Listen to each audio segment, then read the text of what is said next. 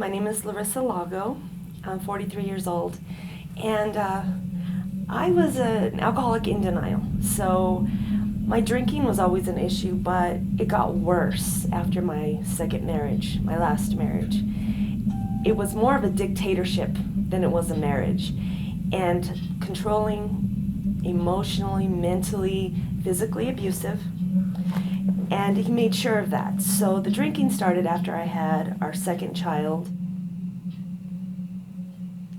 Calculating it when he got home, I would go to sleep and drink way before I started to go to sleep, so that when he hit me in the middle of the night, which he said was sleepwalking, I would be passed out and I wouldn't feel it.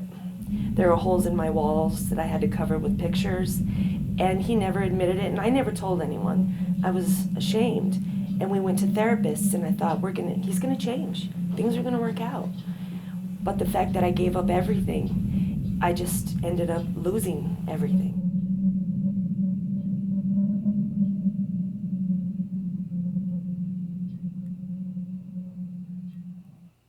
Hello. My name is James Emmanuel Jones. I am 50 years young.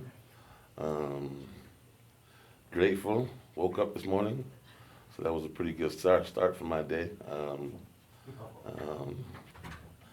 I was raised between Denver and Los Angeles, California. I had a wonderful mother, but she struggled.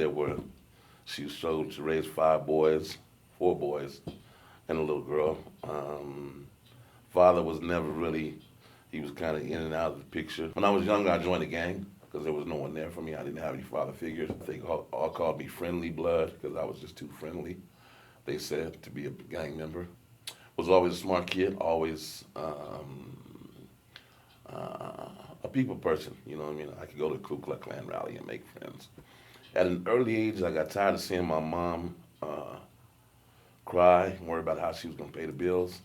And through the influence of other cats in the neighborhood, I started my life of crime. We'd steal stuff.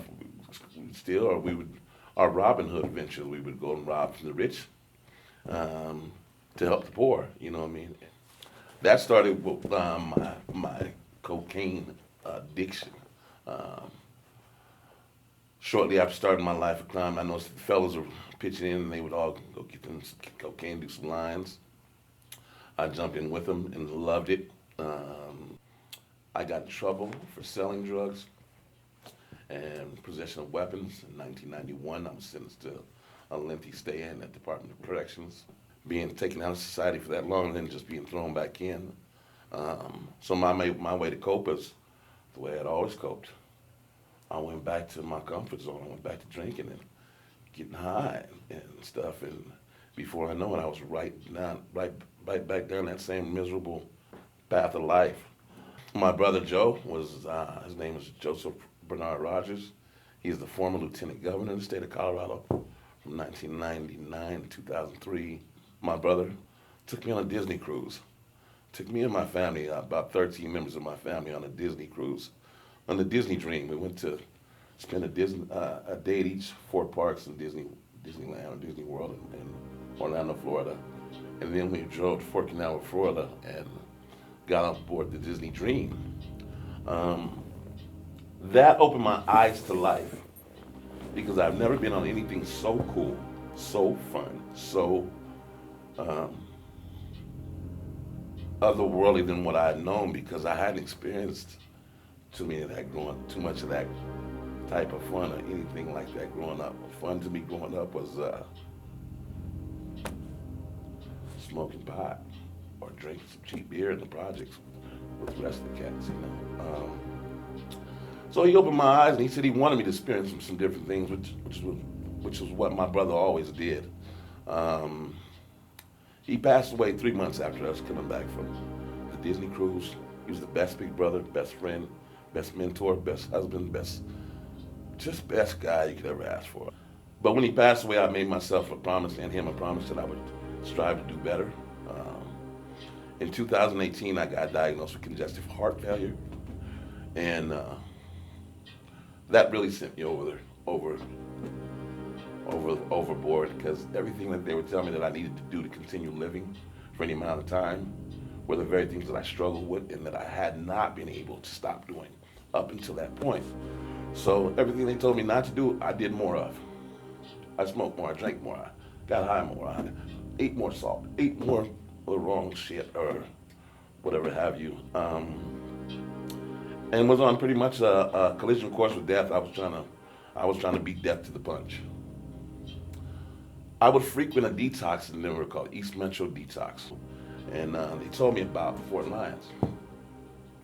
Um, I don't like change much, so I wasn't really on board at first. Then I said, you know what, hey, why not? Let's give it a try.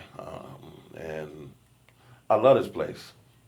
This place has saved my life. It's nothing like what someone may think. It's not a program. This is a residential housing community that provides housing for people who are waiting for housing or who struggle with housing or homelessness. But they do also cater to drug and alcohol abuse or whatever other issues you may have here. I do have a good report. Last week I went to the doctor and I credit Fort Lyons with this as well, but I've reversed the congestive heart failure. I no longer show signs of congestive heart failure, which, forgive me, I get teared up because I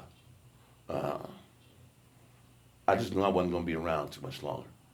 And I was making plans to do such. So to get that news was just overwhelming, you know. Family was happy. I was definitely happy. It's given me a new outlook on life. I came here for keys. I struggled for homelessness for a long time, staying on other people's couches, or with a friend here, or in a hotel here, or a mother or sister or somebody. I want my own keys. Yeah. I want to be able to invite, you know, my family over to my house, you know, not somebody else's house.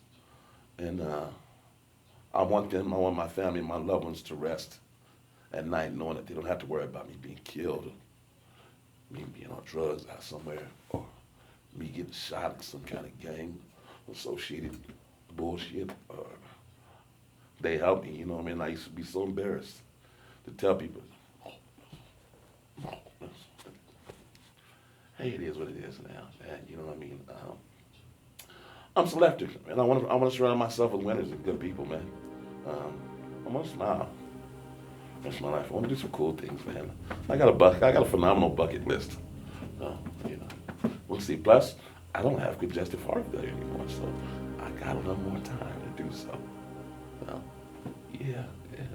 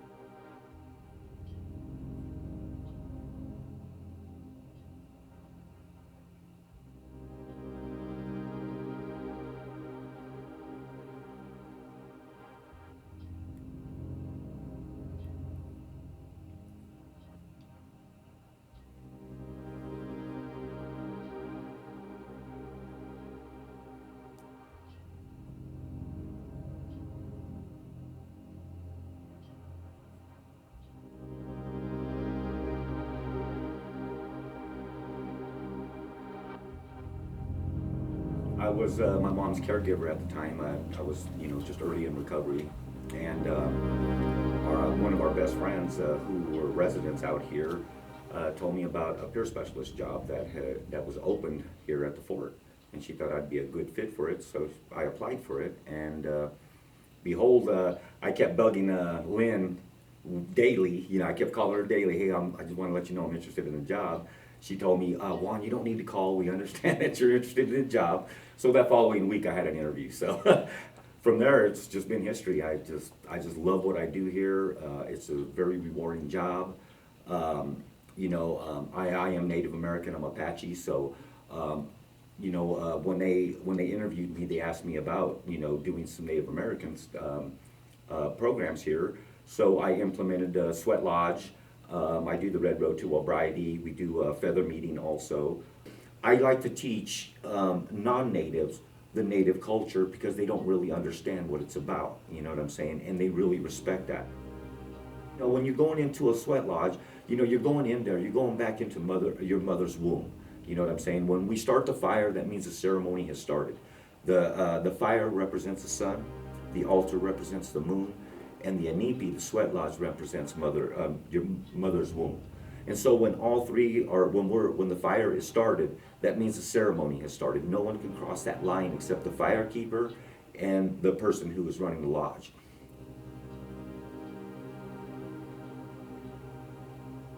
When we're going into our mother's womb again, we're going back in there to cleanse our bodies, to get rid of all this negativity and the toxins that we have polluted our body with.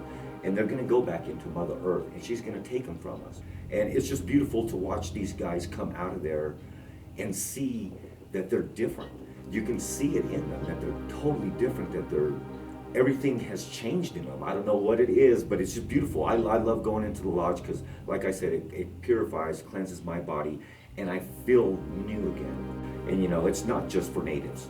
It's for everybody. We're here to heal and help everybody that we can.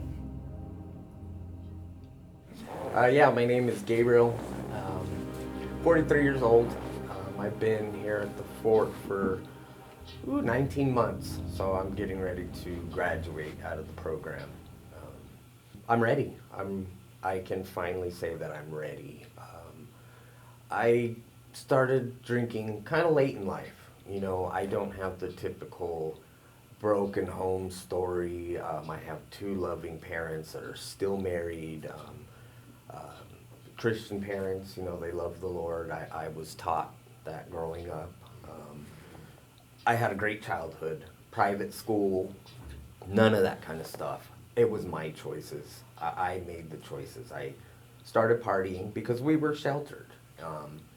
And I hit public high school, 9th grade, and all this stuff was new and I'd never experienced it. And I started going overboard, pulled myself back, did really well in school, great jobs. It wasn't until about my mid-20s that, the Christianity and everything and my sexuality, that was a struggle. That was a struggle that I always carried, but I kind of buried it. And for some reason it surfaced in my mid-20s, and it was constantly nagging me that, I wasn't living my true faith and, all my upbringing, all that teaching, and I was just conflicted, and I didn't know who to talk to. Parents were really set in their Christian ways about homosexuality, and so I started drinking,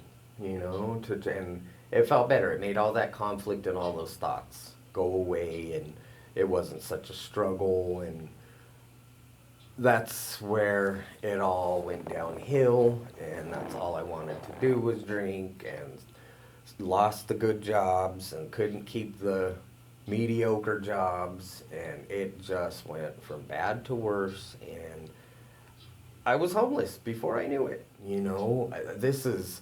Went from my mid-20s to 30-something, and holy crap, a decade's gone. My Lord, this place, if you really truly want to change, that's the first part. You have to want to change.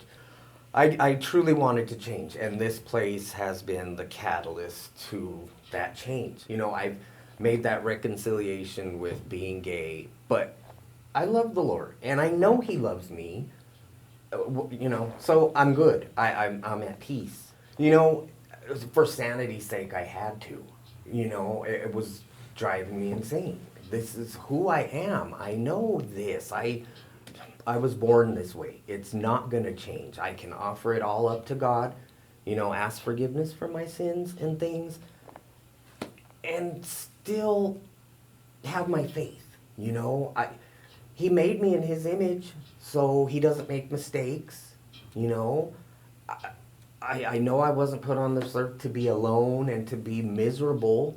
So it was a struggle, but coming here, I finally made peace with that, and I'm good. I have joy again. You know, I can smile and laugh, and I truly feel whole again. There's not like this huge chunk missing.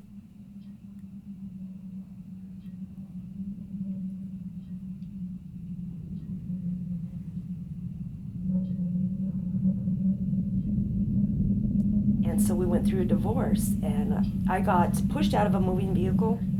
And so as soon as I got home from the hospital, I was in the hospital for 2 weeks, and I had barely had memory.